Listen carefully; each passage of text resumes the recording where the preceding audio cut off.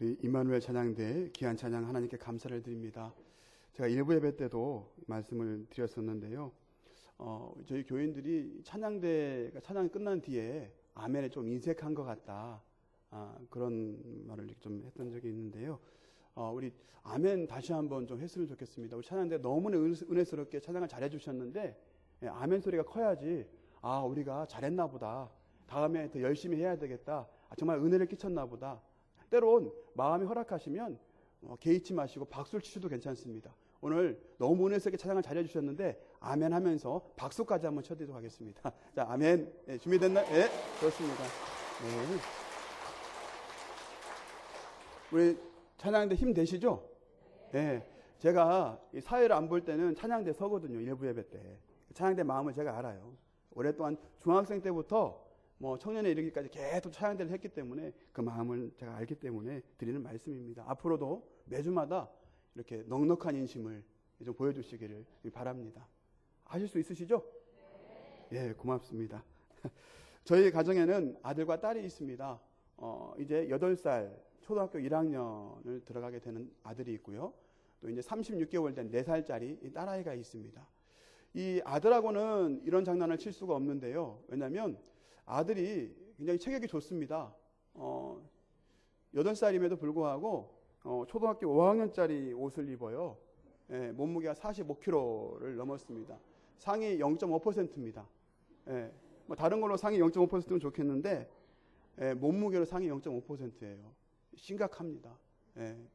근데 하여간 이 아들하고는 술래잡기를 할 수가 없어요.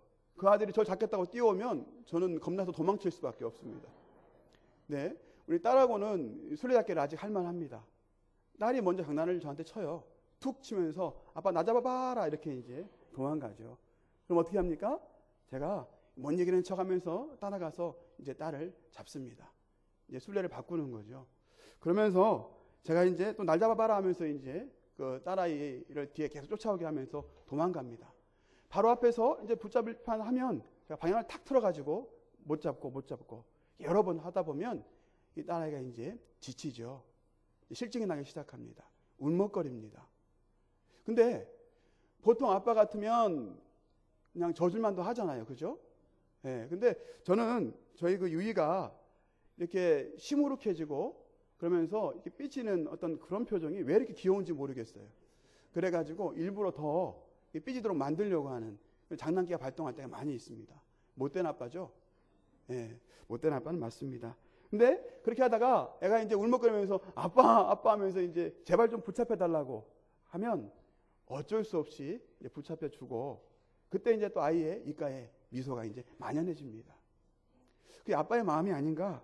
그러면서 이 아이가 이 생각하는 대로 되어지는 세상, 맘먹은 대로 되어지는 세상, 노력하는 결과를 획득할 수 있는 어떤 그런 세상이라면 얼마나 좋을까 하는 생각들을 해보지만 저희들이 살아가고 있는 이 세상은 내가 마음먹은 대로 그렇게 되는 세상이 분명히 아닙니다. 그렇게 호락호락한 세상이 아니죠. 내가 노력한 만큼 무엇이든지 이룰 수 있는 그런 세상이면 좋으련만 어디 세상이 그렇습니까? 요즘 우리나라를 평가하거나 상징적으로 표현하는 그런 단어들이 새롭게 계속해서 만들어지고 있습니다.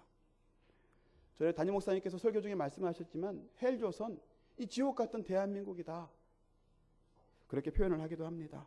그리고 청년들을 향해서는 3포 세대다. 그렇게 이야기를 합니다. 연애, 결혼, 출산을 포기한 세대다. 이제 3포 세대를 넘어서 이제는 5포 세대라고 이야기를 합니다. 이 세 가지와 함께 인간관계하고 또 집을 이제 장만하는 것을 포기하는 그런 세대다. 이야기하고 더 발전해서 이제는 7포 세대라고 이야기합니다. 그 5가지와 함께 이제는 꿈과 희망도 포기한 세대다. 요즘 이 청년들을 지칭하는 그런 상징적인 언어들입니다. 급기야 이제는 수저 계급론까지 나오게 되었습니다. 이런 정도면 우리 사회가 뭔가 비정상적으로 흘러가고 있는 사회가 아닌가. 뭔가 정상적으로 흘러간다면 이런 단어들이 만들어질 필요가 없을 것 같은데 이런 단어들이 계속해서 생겨난다는 것은 우리 사회가 뭔가 부정적으로 지금 치닫고 있다 하는 것을 미루어 짐작할 수 있을 것입니다. 최근 조사는 아니지만 2015년도 5월 달에 동그라미 재단에서 이 국민들을 대상으로 설문조사를 한 게 있습니다. 20대 이상 이 설문조사를 한 내용들이 있는데 어떤 조사였냐면 한국 사회 기회 불평등에 대한 국민 인식조사라는 타이틀을 가지고 몇 가지 질문들을 가지고 조사를 한 게 있습니다. 그 중에서 질문이 무엇인가 하니 사회 경제적 배경이 개인의 노력보다 중요하다고 생각하는가? 그런 질문입니다. 그러니까 사회 경제적인 배경이 개인의 노력보다도 중요하다고 생각하는가? 이 질문에 대해서 평균 놀라지 마십시오. 65.7%가 그렇다. 그렇게 답변을 하고 있습니다. 개인이 아무리 노력을 한다고 할지라도 사회적인 배경 그리고 경제적인 어떤 그런 배경이 없이는 그런 사람들을 뛰어넘을 수 없는 사회가 우리 사회다. 그만큼 불평등한 사회다. 라고 답변한 사람이 65.7%나 된다는 것입니다. 특히 안타까운 것은 뭐냐면 이 나라의 경제를 책임지는 주축들이라고 할 수 있는 40대와 50대는 그 퍼센트가 더합니다. 40대 같은 경우에는 73.5%가 그렇다라고 답변하고 있습니다. 50대는 73.7%가 0.2%도 높죠. 그렇다. 그렇게 답변을 하고 있습니다. 이런 데이터를 볼 때 충격이 아닐 수 없습니다. 10명 중에 7명 이상이 그렇게 생각을 하고 있다는 것입니다. 이제 이 한국 사회에는 열심히 해도 안 되는 벽이 존재한다. 그것을 지금 많은 국민들 대다수가 인정하면서 살아간다는 것입니다. 과거에는 부모님이 과외를 시켜주고 그리고 용돈만 주면서 경제적으로 그냥 지원만 해주면 부모로서의 역할을 다 하는 것이었습니다. 그것만으로서도 감사했습니다. 근데 오늘날은 그것만으로 충분치 못하다는 것입니다. 이제는 어느 가정에서 태어났느냐에 따라서 개인의 능력이, 역량이 평가되는 그런 시대에 저희들은 살아가고 있다는 것입니다. 어느 가문에서 아니면 어느 재력가 집안에서 태어났느냐에 따라서 그 사람이 평가되어지는데 그 평가가 나중에 그대로 쭉 그 사람의 미래를 담보할 수 있는 그런 세상에 살고 있다는 것입니다. 한마디로 빽이 있어야 잘 살 수 있다. 성공할 수 있다. 그렇게 미래를 보장받을 수 있다 생각하는 그 시대가 바로 오늘날 우리가 살아가고 있는 이 시대라는 것입니다. 이런 사회는 옛날 조선시대나 있을 법한 어떤 그런 사회입니다. 중세시대의 사회적인 특징이 바로 조선시대나 중세시대의 그 특징이 바로 이런 사회입니다. 그런데 이런 사회적인 특징을 우리 국민들이 지금 느끼면서 살아가고 있다는 것 참으로 안타까울 수밖에 없는 것입니다. 내가 개인적으로 노력을 해도 넘어설 수 없는 벽이 존재한다. 내가 아무리 노력해도 극복할 수가 없다. 그런 아픔의 현실 앞에서 저희들은 살아가고 있고 또 그것을 때론 인정할 수밖에 없는 서글픈 현실이 우리에게 존재합니다. 이런 이유로 인해서 많은 사람들은 불안해합니다. 분명 불평등한 사회에서 내가 실력마저 없다면, 내가 노력마저 하지 않는다면 내 미래는 누가 책임져 줄 것인가? 그리고 나에게 딸린 가족들은 누가 부양해 줄 것인가? 우리의 미래는 어떻게 될 것인가? 막막한 그런 상황입니다. 더군다나 우리 정부에서는 이 노동법을 계속해서 이제 처리하려고 합니다. 개정하려고 합니다. 이미 또 두 가지는 이미 지금 정부에서 이제 처리했습니다. 기간제, 계약직 직원들을 많이 늘리는 어떤 그런 정책이죠. 일본 같은 경우에는 그 계약직을 많이 늘리다가 이제 급선회했습니다. 이제는 정규직을 많이 늘리는 그런 정책으로 지금 선회하고 있습니다. 이미 그렇게 해봤더니 안 된다는 것이죠. 다른 나라에서 해봤는데 안 되는 지금 그런 정책들을 지금 저희 나라가 지금 끝까지 밀어붙이고 있다는 것입니다. 우리 청년들이 계약직으로 들어가서 2년 있다가 회사를 그만두고 다른 회사를 찾아야 될 때, 아니면 2년이 늘어서 4년으로 되었을 때에 그때 다시 그 회사를 그만두고 계약직으로서 다른 직장을 찾으려고 할 때 그 미래가 얼마나 불안하겠습니까? 얼마나 암담하겠습니까? 저희들은 어떤 실력, 노력, 아무리 그렇게 한다고 할지라도 이런 취업의 벽에, 그리고 또 이 계약직, 아니면 이런 어떤 여러 가지 어려운 상황들에 그냥 그대로 그냥 노출돼 버리는 그런 삶을 살아갈 수밖에 없다는 것입니다. 그 가운데 그럼에도 불구하고 내가 가지고 있는 능력들을 최대한 발휘하려고 쉴 새 없이 노력합니다. 요즘 레저 문화가 많이 발달해 있긴 하지만 실제로 레저 좋긴 하지만 거기 가서도 마음 한켠에는 불안한 마음들이 가시지 않습니다. 쉼이 되지 않는다는 것입니다. 모두들 뒤처지지 않으려고 길을 쓰고 애를 쓰면서 살아가는 모습들이 역력합니다. 그런 모습들이 바로 우리의 삶이 아닌가, 바로 나의 삶이 아닌가, 그런 생각들을 해보게 됩니다. 오늘 말씀을 통해서 만나는 사람이 있습니다. 바로 이런 사람입니다. 자기 힘으로 모든 것을 다 할 수 있다고 생각했습니다. 그래서 지금까지 열심히 살아왔던 인생인데 이제는 도저히 안 되겠다. 하나님, 저 이제 포기합니다. 이제는 하나님밖에 없습니다. 하나님께로 돌아갑니다. 이런 울부짖음을 지금 표현하고 있는 그런 사람이 있습니다. 바로 다윗입니다. 성도 여러분도 잘 아시겠지만 다윗은 사울에게 쫓기는 신세였습니다. 다윗이 처음부터 쫓기는 신세였느냐? 그렇지가 않아요.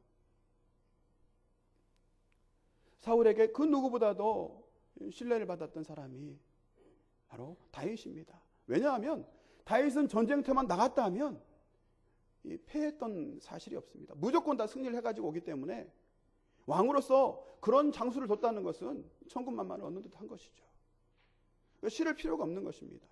근데 문제는 다윗이 전쟁에 나가서 계속 승리를 해가지고 오지만 이 백성들의 마음이 사울 왕보다는 다윗을 더 신임하고 사랑하는 데 있는 것입니다. 사울이 그런 사실을 알고 난 뒤부터는 다윗을 죽이려고 여러 번 시도를 하는 것을 볼 수가 있습니다. 다윗이 사울을 피해서 도망 다녔던 그 세월 대략 한 10년 정도로 볼 수가 있습니다. 6년 정도는 이스라엘 땅에서 피해 다닙니다. 6년도 결코 쉬운 그 짧은 기간은 아닙니다. 자기 집에서부터 시작해가지고 급기야는 어디까지 도망을 가느냐면 사람이 살지 않는 그 시황무지, 그 광야 땅까지 가서 피신을 했던 사람이 바로 다윗입니다. 그 뒤 4년은 이스라엘 땅에서 도저히 내가 숨어 있을 곳이 없다. 이 땅은 나를 거부한다. 그래서 이스라엘과 적대 관계에 있었던 블레셋 땅으로 그 아기스 왕에게 망명을 신청하고 그것이 받아들여져서 이제 블레셋 사람이 되어버립니다. 그도 그럴 것이 이스라엘의 땅덩어리가 우리 한국 땅도 좀 작은 땅덩어리잖아요. 근데 6분의 1밖에 되지 않습니다. 아주 작은 땅이죠. 근데 그 땅에서 6년 동안 도망 다녔다는 사실, 이거는 가히 기적이라고 볼 수밖에 없는 것입니다. 왜냐하면 그렇게 작은 땅에서 혼자 도망 다니는 것도 참으로 힘든 일이겠지만 다윗에게는 같이 다녔던 용병들이 있습니다. 그러니까 다윗을 추종했던 세력들이 있어요. 그 세력들이 무려 600명이나 됩니다. 600명과 함께 딸린 식구들이 또 있어요. 다윗과 그 딸린 식구들이 그 좁은 땅덩어리에서 사울의 그 추격을 피해서 계속 도망 다닌다? 이건 있을 수가 없는 일이죠. 그렇게 할 수 있었던 것은 6년 동안 이스라엘 땅에서 도망갈 수 있었던 것은 무엇이냐면 하나님의 은혜가 아니면 다윗이 그렇게 할 수 없었다는 것입니다. 근데 이제는 상황이 달라졌습니다. 사울 왕이 다윗에게 도움을 주는 사람들은 무조건 다 보복을 하기 때문입니다. 600명이라는 숫자가 먹을거리를 구해야 되는데 어디 가서 먹을거리를 구하겠습니까? 이제는 먹을거리를 구하기 위해서 도움의 손길을 주는 데가 없으니까 자기의 동족을 갖다가 자기 동족 것을 빼앗아 올 수밖에 없는 그런 상황이 되어버렸는데 어떻게 할 것입니까? 동족들의 것을 빼앗을 것이냐? 그럴 수 없다. 더 이상 이제 이스라엘 땅에서 피할 곳이 없다. 왜냐하면요, 이 다윗이 보면 도움의 손길을 줬던 곳이 많이 있거든요. 그런 족속들이 많이 있습니다. 근데 그 사람들마저도 그런 다윗을 갖다가 은혜를 저버리고 배신하기 일쑤입니다. 다윗이 숨어 있는 곳을 알고 있음에도 불구하고 이 사울에게 밀고를 하지 않을 경우에 사울이 와서 어떤 보복을 가할지 모르기 때문에 사울이 요청하지 않았음에도 불구하고 지금 밀고를 해버리는 거죠. 다윗이 더 이상 숨을 곳이 없는 것입니다. 계속 도망다니고 급기야 어쩔 수 없이 이제 블레셋 땅으로 도망갈 수밖에 없다는 것입니다. 그렇다면 이 블레셋 땅에 망명을 신청했는데 이 블레셋의 왕인 이 아기스 왕이 다윗을 받아들여줘요. 옛날에 다윗과 전쟁을 통해서 다윗에게 있어서 큰 패배를 경험했던 사람이거든요. 그러니까 나름 다윗을 보복하고 싶은 마음들이 있는데, 근데 예전에도 한번 이 아기스 왕에게 가서 미친 척 해갖고 살아난 적이 있거든요. 근데 지금 다윗이 망명을 하는데 망명을 받아준다는 것입니다. 참 재밌는 것이죠. 이 아기스 왕도 다윗이 필요했던 것입니다. 다윗을 이해했던 것이죠. 다윗이 사울 왕을 피해서 도망 다녔던 그런 이력들을 알고 있는 거죠. 다윗이 더 이상 그 600명의 그 식소들과 함께 그 군사들과 함께 도망 다닐 곳이 없으니까 바벨론 땅으로 망명한 것은 당연한 것이다. 그러니까 다윗이 이제 더 이상 갈 곳이 없기 때문에 나에게 망명을 한다고 할지라도 결코 배반하지 않을 것이다. 그런 계산을 한 것이죠. 그리고 한 가지 더 이 아기스 왕에게 이점이 있습니다. 어떤 이점이 있느냐면 아기스 왕이 지금 이끌고 있는 이 블레셋 군대는 예전과 같은 어떤 군사력이 아닙니다. 많이 쇠퇴해 있었던 거죠, 군사력이. 그러다 보니까 이 다윗 같은 이 싸움만 나갔다면 무조건 백전백승하고 있는 이 장수를, 그리고 또 그 용병들 최정예 부대 600명을 거느릴 수 있다는 것, 이것은 엄청난 메리트가 있는 것이죠. 그러니까 안 받을 이유가 없는 것입니다. 더군다나 다윗이 와서 내가 아기스 왕에게 충성하겠다, 그렇게 맹세를 하는데 어떤 왕이 안 받겠습니까? 다윗도 좋고 아기스 왕도 좋고, 그러면서 이제 아기스 왕이 이 시글락 땅에 그 다윗의 그 식구들을 살 수 있도록 땅을 줍니다. 그리고 그곳에서 잘 정착하면서 살아갑니다. 문제가 없는 듯 했습니다. 근데 오늘 본문에 나와 있는 것처럼 문제가 발생합니다. 어떤 문제가 발생한 거 아니? 이 블레셋 군대가, 블레셋 연합군이 이스라엘을 쳐들어가기로 작정하고 출병을 하는 것입니다. 근데 그냥 블레셋 군대만 출병하면 좋겠는데 아기스 왕이 다윗, 당신도 나와 함께 가자, 그렇게 요청을 하고 있는 것이죠. 다윗이 어떻게 해야 될까요? 그 전쟁에 나서야 할까요? 안 나서야 할까요? 진퇴양난입니다. 그 전쟁에 나서자니 이스라엘 백성들을 죽여야 하고, 그러면 자기는 더 이상 이제 돌아갈 곳이 없어집니다. 정치적인 고향이고 나중에 언젠가는 돌아가서 하나님께서 기름 부으신 왕으로서 그 왕의 역할을 감당해야 하는 그런 신분인데 어떻게 이스라엘 백성들에게 칼을 겨누고 그 생명들을 죽일 수 있단 말입니까? 그럴 수 없는 것이죠. 그럼 반대로 전쟁에 나가지 않겠습니다라고 이야기할 때 이 아기스 왕이 어떻게 생각하겠습니까? 이 다윗 봐라? 나한테 완전히 충성을 맹세한 줄 알았더니 언제든지 배신할 수 있는 그런 놈이네? 기회를 봐서 내가 처단해버려야 되겠다, 그런 생각을 하지 않겠습니까? 그럼 다윗은 또 지긋지긋한 도망자의 신세로 전락할 수밖에 없는 것이죠. 한동안 그냥 그 시글락에서 자리 잡고 살아왔던 그 삶을 청산하고 다시 어디로 갈지 모르는 이 정처 없는 삶들을 사울의 손길을 피해서 도망 다녀야 되는 그런 상황에 놓일 수밖에 없다는 것입니다. 근데 하나님의 은혜로 다윗이 그 전쟁에 참여하지 않게 되었습니다. 블레셋 연합군이 이스라엘 향해서 쳐들어가고 있는데, 근데 이 블레셋의 장수들이 다윗을 믿지 못하는 것입니다. 아기스 왕이요, 다윗을 믿지 마십시오. 왜냐하면 다윗과 사울이 서로 사이가 안 좋은데 만약에 그 전쟁터에서 우리 블레셋 군대를 쳐부시면서 공을 세우고 그러면서 사울 왕과 어떤 적당한 선에서 합의를 해버리면 어떻게 되겠습니까? 우리는 다윗을 믿을 수가 없습니다. 그렇게 이야기를 하는 것이죠.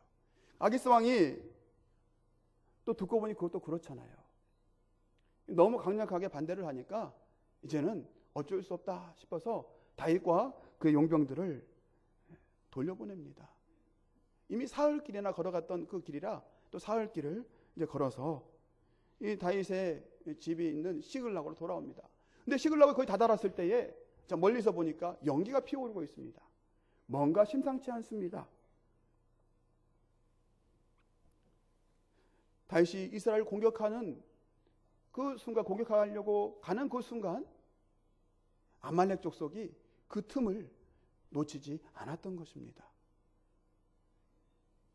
사무엘상 27장에서 보시면 다윗이 아말렉을 기습해가지고 진멸했던 적이 있습니다. 전리품을 챙겨왔던 적이 있거든요. 그러니까 그거에 대한 복수를 갖다 아말렉 사람들이 지금 이 기회를 틈타서 하려고 하는 것이죠. 아말렉 사람들은 옛날부터 좀 야비한 사람들이었습니다. 이 출애굽기에 보면 아말렉 족속들이 나오는데요. 이스라엘 백성들이 그 애굽을 이제 탈출해서 쭉 그 여정을 가고 있는데 여정을 가다 보니까 지치는 사람들이 생기잖아요. 그러면서 자꾸 이 뒤에 흠이 자꾸 처집니다. 지쳐가지고 자꾸 처지는데 아말렉 사람들이 그 후미를 쳐가지고 전리품들을 챙겨가고 사람들을 죽였던 그런 족속들입니다. 그래서 하나님께서는 아말렉 족속을 멸하시겠다 약속하시고 사울왕에게 그 멸할 수 있는 기회를 주셨습니다. 하지만 사울왕은 그 아말렉 족속들을 멸하지 않습니다. 살려둔 거죠. 짐승들도 살려두고 그 왕도 살려주고 그러면서 계속해서 이스라엘을 괴롭히는 그런 족속들로 살아남을 수 있는 그런 기회를 제공한 것입니다. 그런데 아말렉 족속이 쳐들어와서 모든 것을 다 불살라버렸지만 그래도 불행 중 다행인 것이 있습니다.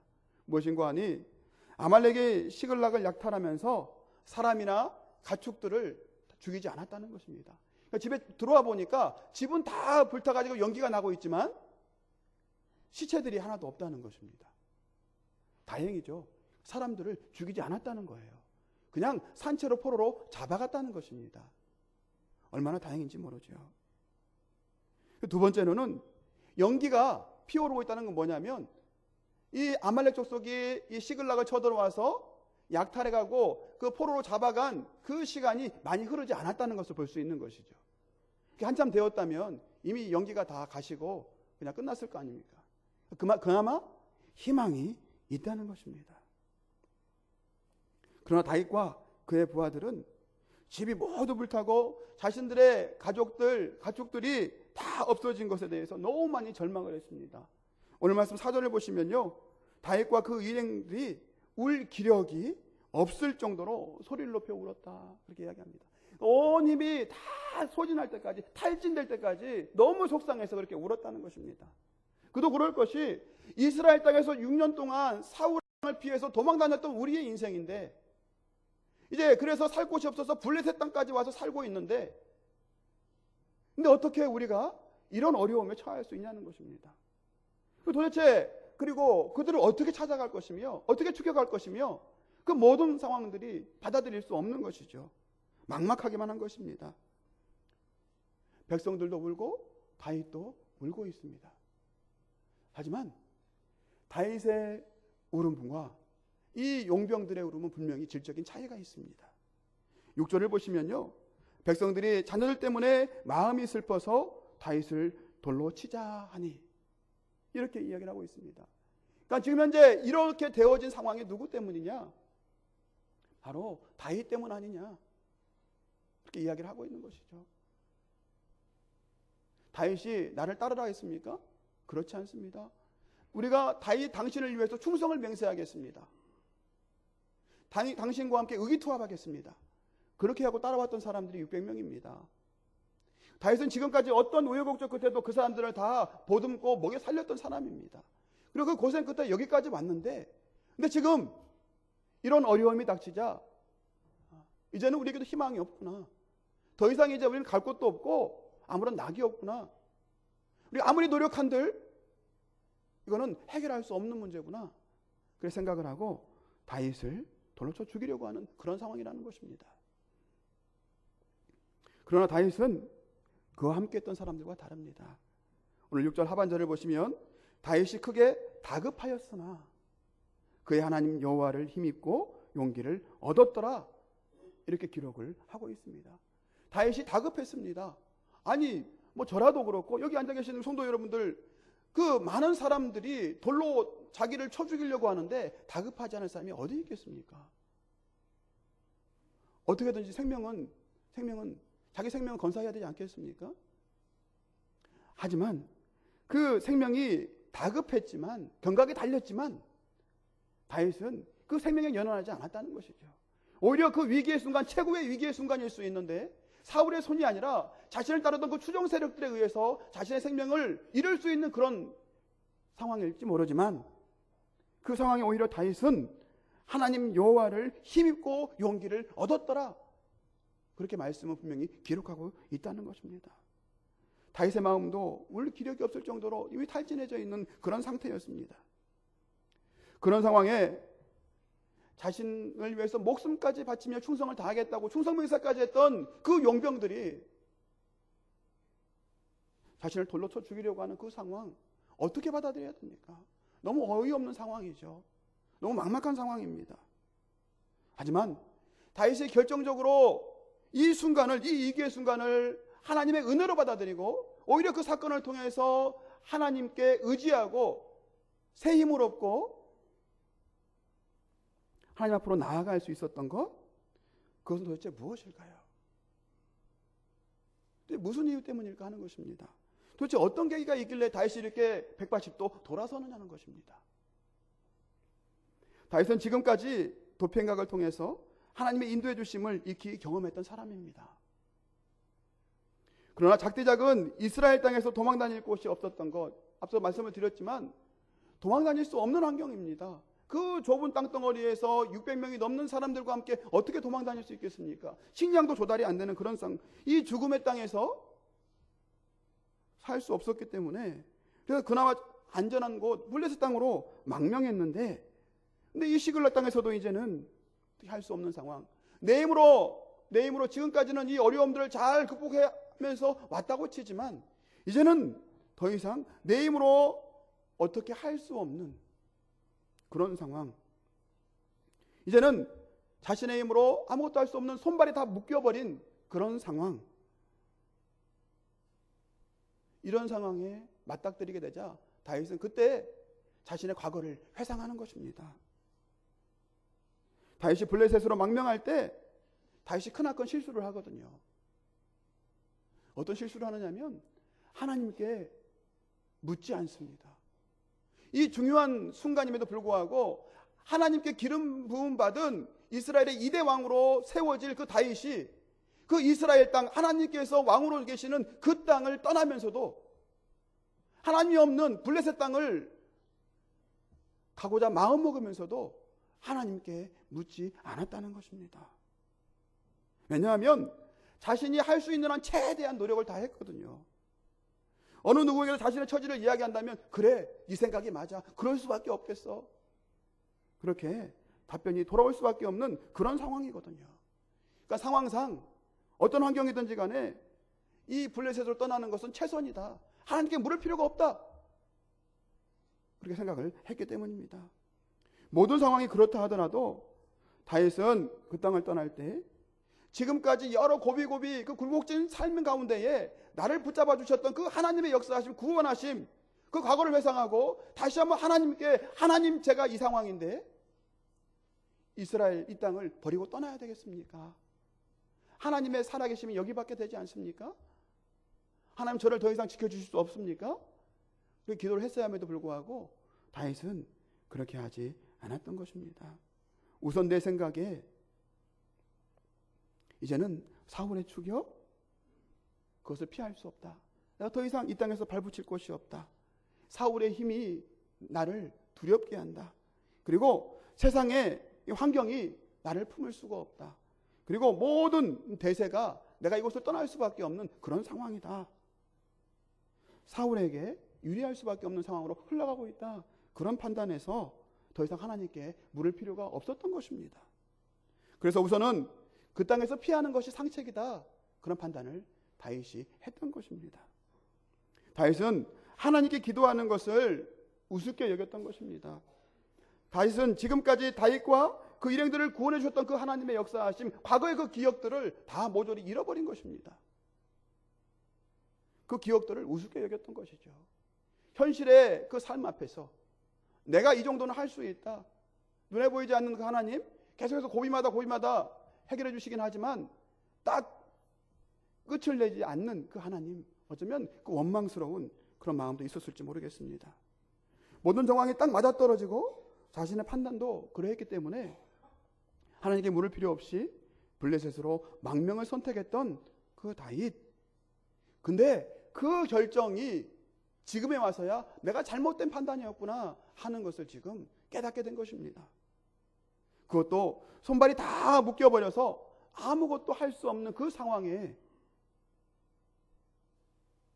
이제는 내가 하나님, 내 힘으로는 아무것도 할 수 없습니다. 하나님, 제가 너무나도 잘못된 길을 걸어왔네요. 하나님 없는 이 블레셋 땅에 와서 내가 하나님께 기름 부음 받은 이스라엘의 왕이 될 그런 존재가 이곳에서 지금 이렇게 살아왔네요. 내가 어떻게 하다가 블레셋으로 도망쳐 와서 블레셋 왕 아기스의 경호대장으로 전락하고 이스라엘 백성들을 치는 전쟁에 참여하다가 부끄럽게도 그들에게도 믿음을 주지 못해서 쫓겨나고, 그리고 이제는 아말렉 족속이 쳐들어와서 내 처자식들을 다 빼앗겨버리는 이런 상황, 아무것도 할 수 없는 이런 상황 앞에서 이제는 자신을 따르던 그 세력들로부터 돌로 치자고까지 하는 이런 수모를 겪어야 하는 그 다윗, 이런 상황에서 다윗의 비통함은 어떻겠습니까? 하지만 다윗은 아무것도 할 수 없을 때, 그때 하나님을 바라보기 시작한다는 것입니다. 최악의 상황에서 다윗은 하나님을 바라볼 수 있는 여유가 생긴 것입니다. 그리고 이때 비로소 하나님께서 회복시켜 주시는 그 은혜를 맛볼 수 있는 기회가 생겼다는 것입니다. 6절 하반절을 보시면 다윗이 크게 다급하였으나 그의 하나님 여호와를 힘입고 용기를 얻었더라, 이렇게 말씀을 하고 있습니다. 다윗은 이번 문제를 경험하면서 다시 한번 하나님의 은혜를 경험하고 있는 것입니다. 자신이 그토록 충성을 다했던 블레셋 왕 아기스, 그 왕도 어쩔 수가 없는 것이죠. 자신을 보호해 줄 수 없는 것입니다. 그 블레셋 땅도 자기를 보호해 줄 수 없는 것입니다. 이제는 어쩔 수 없이 내 힘으로는 할 수 없다. 그렇게 하나님을 찾을 수밖에 없다. 그렇게 고백할 수밖에 없는 다윗인 것입니다. 다윗은 이 사무엘상 23장부터요, 이 30장 5절 이전까지 하나님을 부르지 않습니다. 하나님을 찾지 않아요. 한번 찾아보시기 바랍니다. 다윗이 그토록 그 위기의 순간마다 하나님께서 다윗을 구원해 주시고 살려주셨는데, 인도해 주셨는데, 근데 참 재밌는 것은 사무엘상 23장부터 30장에 오기까지 하나님을 찾지 않는다고요. 그러니까 다윗이 하나님 없는 삶을 계속 살았다는 것입니다. 하나님 없이도 내 능력대로, 내 의지대로 살아갈 수 있었기 때문에 굳이 하나님을 찾을 필요가 없었던 것입니다. 하지만 이제는 다릅니다. 오늘 제가 읽진 않았지만 7절에서 다윗이 제사장 아비아달을 부릅니다. 그리고 에봇을 가져오라 하고 하나님의 뜻을 지금 찾는 다윗의 모습을 볼 수가 있습니다. 내가 이 군대를 추격하면 따라잡겠나이까? 기도합니다. 그때 따라잡을 수 있다. 그리고 도로 찾으리라. 반드시 따라잡고 도로 찾으리라. 그런 응답을 받는 다윗의 모습을 볼 수가 있습니다. 그 속에서 다윗은 과거에 잃어버렸던, 그러니까 23장부터 30장까지 하나님 없는 삶을 살아왔던 그 다윗, 그 자신을 회개하는 것이죠. 회개하는 것입니다. 그 문제를 해결하기 위해서, 그리고 하나님께 어쩔 수 없이 하나님, 제 힘으로 어쩔 수가 없네요. 제가 못하는 게 있네요. 하나님께서 도와주셔야 되겠네요. 그렇게 하나님께 어쩔 수 없이 요청을 한다는 것입니다. 근데 하나님께서는 이 다윗의 기도에 응답해 주시는 하나님이셨습니다. 하나님께서 다윗이 이렇게 갈 수밖에 없도록 어쩌면 아말렉 족속들을 이용해서 만들어 가신 것일 수도 있습니다. 왜냐하면 다윗이 있어야 할 곳은 그 블레셋 땅이 아니기 때문입니다. 하나님의 백성으로서, 이스라엘 백성을 이끄는 왕으로서 블레셋 땅에 있으면 안 되거든요. 어떻게든지 이스라엘 땅에 있어야 되는 것이죠. 사랑하는 성도 여러분, 저희들의 신앙을 한번 돌아봐야 하지 않겠습니까? 저희들도 하나님께 기도하는 것을 우습게 여기면서 살아가는 그런 시간들이 있지 않나 하는 것입니다.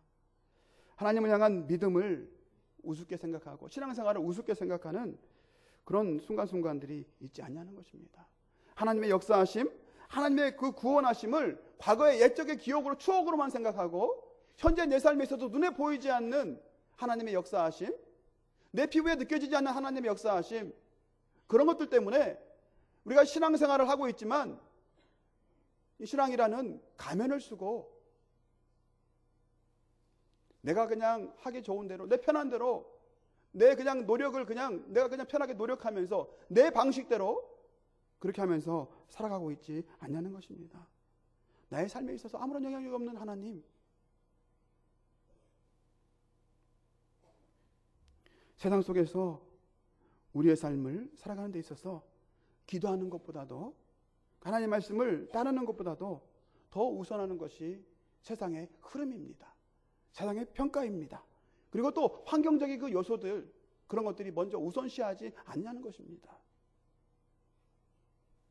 아직까지는 내 힘으로, 내 지식으로, 내 인맥으로, 내 경험으로, 내 재력으로, 내 노력으로, 내 열심으로 나의 삶을 개척해 나갈 수 있다. 그래서 하나님께 기도하기보다는 나의 느낌을 믿고, 나의 경험을 믿고, 아직까지는 내 저력을 믿고 그렇게 살아가고 있지 않냐는 것입니다. 아직까지 살아볼 만하다는 것이죠. 신앙생활을 나의 삶의 영역에 있어서 부수적인 걸로 그렇게 여기고 있지 않냐는 것입니다. 시간이 있으면 예배 참석하고, 시간이 없으면 예배 참석하지 않고, 그런 삶을 살아가고 있지 않냐는 것입니다. 사랑하는 성도 여러분, 그러나 내가 최선을 다한다고 해서, 내가 많은 지식을 가지고 있다고 해서, 내가 많은 돈을 가지고 있다고 해서, 내가 갑의 위치에 있다고 해서, 내가 환경적으로 볼 때 이렇게 할 수밖에 없는 상황이라고 모두가 인정해 준다고 할지라도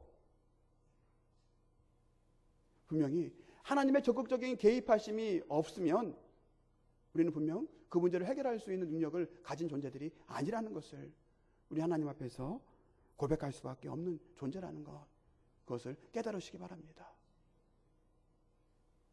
요즘 세상이 사회적인 지위와 경제력을 가져야지만 세상에서 인정받고 성공할 수 있다, 그런 세상이다. 모두가 다 그렇게 10명 중에서 7명이 인정한다 할지라도 우리에게는 그런 빽이 없습니다. 우리에게 국회의원 없잖아요. 대통령, 대통령 친척으로 둔 그런 없잖아요. 든든한 빽이 없잖아요. 사회적인 지위를 가진 분이 없잖아요. 많은 재력을 가진 분들이 있습니까? 돈으로 내가 내 자식들의 어떤 미래를 책임질 수 있다 하시는 그런 빽을 가지신 분들이 있으신가요? 없지 않습니까? 하지만 우리에게는 하나님의 빽이 있다는 것을 잊지 마시기 바랍니다. 사랑하는 성도 여러분, 내 힘으로, 내 경험으로, 내 노력으로, 내 지위로, 내 재력으로 모든 것을 해결하며 살아왔던 내 삶이라면, 그런 가운데에 내 스스로의 삶을 바라보는 가운데에 살아왔다면, 나에게로만 집중되는 그 시선, 그런 식으로 살아왔다면 이제는 나에게로 집중하는 그런 시선이 아니라 하나님께로 집중하는 그 시선. 하나님, 제가 제 힘으로 할 수 있는 줄 알았는데 하나님, 제 힘으로 할 수 없는 것들이 있네요. 내 손발이 다 묶여보니까 할 수 없는 것들이 있네요. 하나님, 제가 포기하고 하나님께 나의 모든 짐, 내가 지금까지 져왔던 모든 노력들, 수고들, 그런 것들을 내가 이제는 더 이상 지고 가지 아니하고 하나님께 맡겨드립니다. 나의 시선을 하나님께 돌려드립니다. 하나님, 나의 삶을 책임져 주시옵소서. 그렇게 기도할 수 있는, 인정할 수 있는 저희들이 되기를 바랍니다. 제가 제 가정 얘기를 드리고 오늘 말씀을 마칠까 합니다. 전에 제가 한번 말씀을 드린 적도 있지만, 저는 부산에서 중학교 1학년 때부터 살아왔습니다.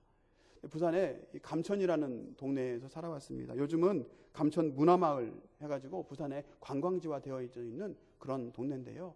이 감천이라는 이 동네는 옛날 6.25 때 피난민들이 정착했던 곳입니다. 달동네입니다. 제가 그곳에서 중학교 1학년 때부터 계속해서 살았더랬습니다. 저희 어머니도 수를 받으셔서 직장생활을 하실 수가 없고, 저희 아버지도 뇌하수체 종양으로 해서 그로 인해서 대수술을 2번 받으시고 더 이상 이제 직장생활을 하실 수 없는, 경제적으로 책임을 질 수 없는 그런 상황에 놓였더랬습니다. 제가 3형제 중에 장남인데, 근데 제가 돈을 벌지 않으면, 우리의 그 가정의 가게를 책임지지 않으면 먹고 살 수 없는 그런 상황입니다. 근데 저는 초등학교 6학년 때부터 하나님 제가 목사가 되겠습니다. 저는 목사가 꼭 되겠습니다. 이렇게 마음 먹었습니다. 그리고 나는 분명히 목사가 될 사람이다. 나는 분명히 하나님께서 그렇게 만들어 주실 것이다 하는 그런 꿈과 비전을 가지고 살아왔습니다. 근데 우리의 가정은 내가 이 신학대학을 갈 수 있는 환경이 아닙니다. 1년이 지나고 2년이 지나고, 하지만 내가 이 신학대학을 갈 수 있는 모든 환경들을 열기 위해서 최선을 다했습니다. 직장생활도 성실하게 하고, 그리고 군대도 가지 아니하고 방해산업체에 근무하면서 그 힘든다고 힘든 그 방해산업체를 3년 6개월 동안 다니고, 그러면서 가족들을 부양하고, 근데 우리 집의 삶이, 환경이 나아지지 않습니다. 하나님 앞에 얼마나 제가 울면서 기도했는지 모릅니다. 하나님, 제가 하나님의 일을 한다고 하는데 왜 하나님께서는 나의 가정의 삶을 해결해 주시지 않나요? 나의 이 가정의 이 가게를 책임져 주시지 않나요? 제가 하나님의 일을 한다니까요. 하나님 책임져 주십시오. 얼마나 많이 울었는지 모릅니다. 얼마나 하나님 앞에 불평불만을 했는지 모릅니다. 한 해가 지나고 2해가 지나고 3해가 지나고 해가 거듭될수록 아무리 노력을 해도 우리 집안의 이 경제적인 문제들이 해결이 되지 않습니다. 그때 제가 결단합니다. 제가 이기적이기로 결단을 합니다. 가족들에게 이기적인 삶을 살겠다 결단을 합니다. 어머니께, 어머니, 제가 더 이상 이제 직장생활 하지 않겠습니다. 일단 제가 신학대학을 가겠습니다 하고 입학을 했습니다.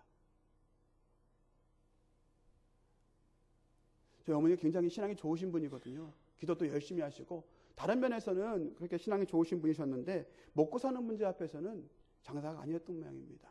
그래서 저하고 많이 싸웠더랬습니다. 근데 제가 이 신학대학을 다니는 중에 제가 간간히 이제 아르바이트를 하고 했지만, 그런 중에 저희 동생이, 둘째 동생이 대학을 다니다가 그 대학을 그만둡니다. 내가 이 전공을 해봤자 큰 도움이 안 되겠다. 먹고 사는데 문제가 되겠다. 그런 생각을 했던지 그냥 자퇴를 해버리고 이 대기업에 취업할 생각을 갖고 이 원서를 냅니다. 그때 당시에 국회의원 백이 있어도 취업하기 힘들다고 했던 어떤 그런 시대입니다. 그만큼 이게 정직원을 뽑지 않을 때거든요. 근데 그 대기업에 원서를 내고 당당히 2등으로 합격을 하게 됩니다. 뭐 백이 없습니다. 저희 집이. 하나님께서 저희 집에 그 가정의 그 생활비를 그런 식으로 충당을 해주신 거죠. 그리고 몇 년 뒤에 저희 막내 동생도 도저히 실력은 안 되지만 또 하나님의 은혜로 이 기적적인 그런 이 기회를 통해서 또 아무런 백이 없지만 동생도 같은 회사에서 지금도 근무를 하고 있습니다. 제가 이 목사로서 사역을 하는 데 있어서 저희 어머니, 지금 어머니가 살아계시는데 그 어머니를 부양할 어떤 그런 책임을 지지 않아도 되는, 경제적으로 고민하지 않아도 되는 그런 환경을 하나님께서 만들어 주신 것입니다. 제가 계속해서 끊임없이 내 스스로 그런 환경들을 이겨보려고 어떻게든지 해결하려고 했었더라면 지금 나의 모습은 어떨까 하는 생각들을 해보게 됩니다. 내가 순간 하나님, 저 이제 아무것도 할 수 없어요. 손발이 다 묶였어요. 하나님 책임져 주세요. 저 이제 포기합니다. 하나님만 믿습니다. 하나님 내 짐 가져가 주세요. 저 더 이상 무거워서 못 지겠습니다. 그렇게 하나님께 내어 맡겼을 때 하나님께서는 피할 길을 주시는 분이셨음을 저는 경험한 사람입니다. 그렇기 때문에 제가 하나님을 신뢰하지 않을 수가 없는 것이죠. 그럼에도 불구하고 저도 미래의 불확실성 때문에 순간순간 불안에 떱니다. 저도 이제 나이가 있습니다. 이 교회 이제 8년 된 차 지금 이제 사역을 하고 있는데 앞으로 나의 미래가 어떨 것인가 기대감도 가지지만 때로는 또 순간순간 불안함이 엄습하는 것입니다. 자꾸 내 능력을 기르자, 더 열심히 노력하자, 지치지 말자, 나 스스로를 계속해서 다독거리고 조여갑니다. 하지만 그것만이 전부가 아니라는 것을 저는 이 말씀을 준비하면서 알았습니다. 모든 시선을 나에게 집중할 때 그때 그 결국은 나의 한계를 인정할 수밖에 없는 삶이다 하는 것을 제가 인정할 수밖에 없었습니다. 어젯밤에 잠이 오지 않았습니다. 말씀을 준비하면서 나의 한계가 이것이구나. 내가 하나님을 바라보지 않으면 내가 살아갈 수 없는 존재구나. 내가 하나님께로 시선을 돌릴 수밖에 없구나. 그런 고백을 하나님께 하게 되고 밤새 잠을 제대로 잘 수가 없었습니다. 그 감동이 밀려와서 과거에 나를 인도해 주셨던 그 하나님의 역사하심이 나의 삶 속에 그대로 사무쳐 왔기 때문에 제 몸이 뜨거워지고 잠을 잘 수가 없었던 그런 시간을 보내고 오늘 이렇게 말씀을 전합니다. 그런 가운데에 찬양 한 곡이 생각이 났습니다. 시선이라는 찬양입니다. 우리 아시는 분도 있고 모르시는 분도 있겠지만 우리 모르시더라도 가사를 생각하시는 가운데에 우리 함께 찬양하고 기도하고 마치겠습니다.